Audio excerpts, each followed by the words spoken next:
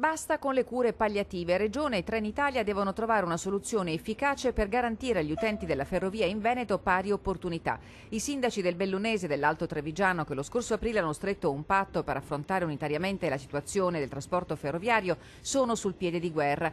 L'episodio increscioso accaduto a Unitalsi al treno bianco per il trasporto dei malati a Lourdes è emblematico di una questione oramai esplosiva. Sul tavolo c'è l'orario cadenzato, le sue carenze e la sua inapplicabilità. È un sistema che può funzionare, ma deve funzionare con puntualità, con una cadenza idealmente attorno all'ora e soprattutto con una velocità commerciale che non sia quella dei 40-50 km/h che adesso ci mette in condizioni di essere veramente penalizzati. Le richieste di una zona esclusa dall'elettrificazione delle linee ferroviarie sono precise. I treni diesel, diciamo noi, devono essere manutenuti, sostituiti secondo le normative europee, cioè se hanno un chilometraggio superiore a quanto deve essere definito, devono essere sostituiti. Noi chiediamo conto di questo alla Regione e in prospettiva un miglioramento sostanziale. Martedì prossimo ci sarà un incontro con i tecnici oraristi di Trenitalia. Non servirà a migliorare lo stato del servizio ferroviario, ma perlomeno ci si augura possa contribuire a mitigare i danni causati da decisioni assunte senza confronto alcuno.